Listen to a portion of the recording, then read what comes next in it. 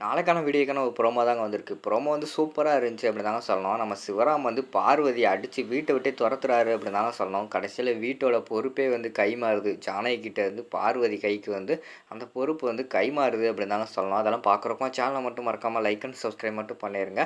First எடுத்த உடனேயுமே வந்து நம்ம புவனேஸ்வரி வந்து பயங்கரமான கடுப்புல இருக்காங்க. எப்படியாவது வந்து நம்ம ரகுராமோட குடும்பத்த வந்து சீரழிச்சே ஆகணும் அப்படின்னு சொல்லிட்டு யோசிச்சுக்கிட்டு இருக்காங்க கோயில்ல வச்சு. அந்த நேரத்தில பார்த்தா கோயிலுக்கு வந்து சாமி கும்பிட்றதுக்கு பார்வதி வர்ற மாரி தான் காட்டிக்கிட்டு இருக்காங்க. பார்வதி வந்தோனே ஒரு பிளான் போட்டுர்றாங்க. பேசாம பார்வதிய வச்சு அந்த குடும்பத்த கலைச்சிற வேண்டியதான் அப்படின்னு சொல்லிட்டு யோசிச்சுக்கிட்டு இருக்கிற மாரி காட்டுறாங்க. அப்போ வந்து பார்வதி கிட்ட வந்து புவனேஸ்வரி வந்து போய் பேசுறாங்க.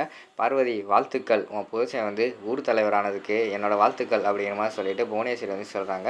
ரொம்ப நன்றிங்க அப்படிங்கிற மாரி சொல்லிக்கிட்டு இருக்காங்க. பரவால்ல உன் புருஷனுக்கும் வந்து இந்த பதவிய வந்து உங்க வீட்ல குடுத்துருக்காங்களே, அத பார்க்கும்போது எனக்கே ரொம்ப ஆச்சரியமா இருக்கு. ஏன்னா ரகுராம் வந்து அவன தவிர வேற யாருக்குமே வந்து இந்த மாதிரி பதவி, பொறுப்பெல்லாம் போகக்கூடாதுன்னு நெனைப்பாரு. பரவாயில்லையே! உன் புருஷனுக்கு எப்படி குடுத்தாங்க? அப்படின்னு சொல்லிட்டு தெரியாத மாரி கேட்காங்க.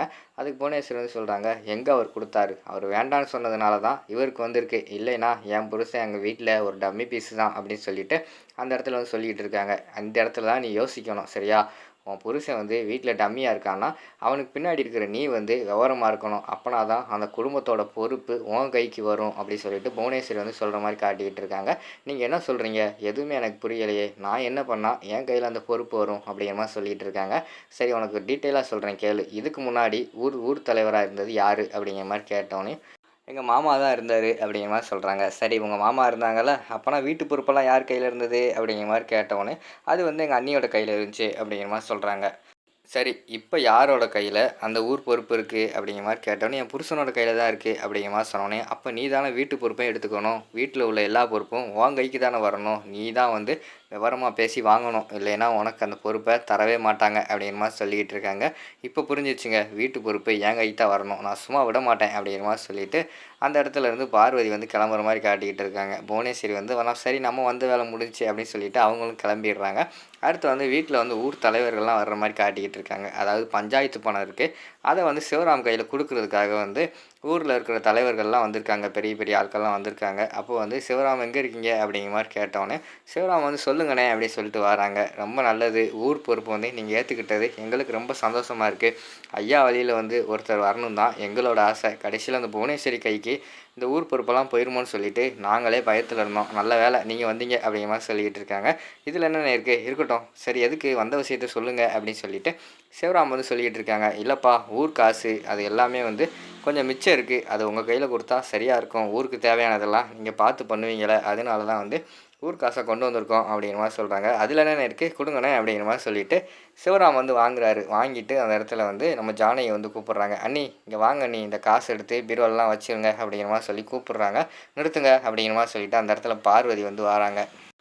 எல்லாருமே ஷாக் ஆகி பார்த்துக்கிட்டு இருக்காங்க. "எதுக்குடா இப்ப இவ வந்திருக்கா?" அப்படின்னு சொல்லிட்டு பார்த்துக்கிட்டு இருக்காங்க. அப்ப பார்வதி வந்து சொல்றாங்க, "என்னங்க நெனச்சுக்கிட்டு இருக்கீங்க? ஊர் தலைவர் பொறுப்பு நீங்க ஆயிட்டீங்க. அப்பனா வீட்டு பொறுப்பு என் கைக்கு தானே வரணும்." அப்படிங்கிற மாரி சொல்லிட்டு இருக்காங்க.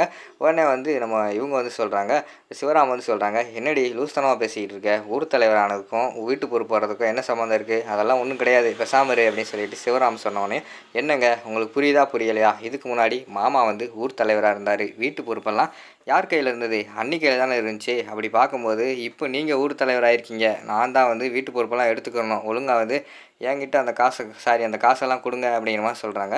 "பல்ல கில்ல கழட்ட போறேன் பாரு அடிச்சு. ஒழுங்கா போடி." அப்படிங்கிற மாரி சொல்லிக்கிட்டு இருக்காங்க. "இங்க பாருங்க, இப்ப என்கிட்ட குடுக்கலனா இங்க நடக்கிறதே வேற." அப்படின்னு சொல்லிட்டு பார்வதி வந்து பயங்கரமா கோவப்பட்டு பேச ஆரம்பிச்சுடுறாங்க. இங்கிட்டு பார்த்தா நம்ம சிவராமுக்கு வந்து பயங்கரமான கோவம் வந்துருது. "என்னடி பண்ணுவ? உன்னால என்ன பண்ண முடியும்?" அப்படின்னு சொல்லிட்டு கைய ஓங்கி அந்த இடத்துல அடிக்க போயிடுறாரு. இங்கிட்டு பார்த்தா பார்வதி வந்து அழுக ஆரம்பிச்சுடுறாங்க. "இந்த வீட்ல வந்து எனக்கு மரியாதையே இல்ல. இந்த வீட்ல இருக்கிறது எனக்கு என்னமோ பிடிக்கவே இல்ல. நான் கிளம்புறேன்." அப்படின்னு சொல்லிட்டு விறுவிறுன்னு போய் துணிமணிலாம் எடுத்து வைக்க ஆரம்பிச்சுடுறாங்க. அந்த இடத்துல வந்து எல்லாருமே தடுத்து பார்க்குறாங்க. பத்மா வந்து தடுக்காங்க. "ஏய் எங்கடி போற? இருடி." அப்படிங்கிற மாரி சொல்லிட்டு இருக்காங்க. "இல்லக்கா என்னாலாம் அந்த வீட்ல இருக்க முடியாது. அவர் கூடலாம் சேர்ந்து வாழ முடியாது." அப்படிங்கிற மாரி சொல்லிட்டு இருக்காங்க.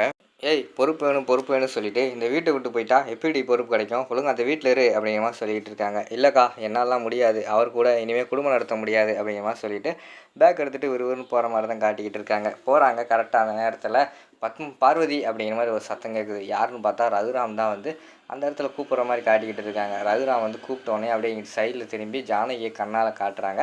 "சாவி அவகிட்டயே குடுத்துரு." அப்படிங்கிற மாரி சொன்னோனே, ஜானகி வந்து சாவி எடுத்துட்டு வராங்க. "ஏய் பார்வதி, ஏன் பார்வதி வந்து இப்போ இந்த சின்ன விஷயத்துக்காகலாம் நீ வீட்டை விட்டு போகணும்னு சொல்லி முடிவு எடுத்துக்கிட்டு இருக்க. சாவியை கேட்டால் நாங்கள் தரமாட்டோமா, இந்தா சாவி, இனிமேல் வந்து இந்த வீட்டு பொறுப்பை நீயே எடுத்துக்கோ, நீயே அந்த வீட்டுக்கு வேணுங்கிறதெல்லாம் நல்லபடியாக செய் அப்படிங்கிற மாதிரி சொல்லிட்டு ஜானகி வந்து அந்த இடத்துல சாவியை வந்து பார்வதி கிட்ட கொடுக்குற மாதிரி தான் காட்டிக்கிட்டு இருக்காங்க. அண்ணி அதெல்லாம் எதுக்கு அண்ணி, அவள்கிட்டலாம் கொடுத்தா ஒன்றும் சரிப்பட்டு வராது, வீடு விளங்காது, நீங்களே வச்சுருங்க அப்படின்னு சொல்லிட்டு சிவராம் வந்து சொல்லிக்கிட்டு இருக்காங்க. ஏய் என்னப்பா, கொடுத்து பார்த்தா தானே தெரியும், கொஞ்சம் அமைதியாக இரு சிவராம் அப்படிங்கிற மாதிரி சொல்லிட்டு ஜானகி வந்து சொல்லிட்டு சாவியை வந்து கொடுத்துட்றாங்க. அதோட பார்த்துக்கிட்டிங்கன்னா அந்த ப்ரோமோ வந்து முடிச்சிடுறாங்க.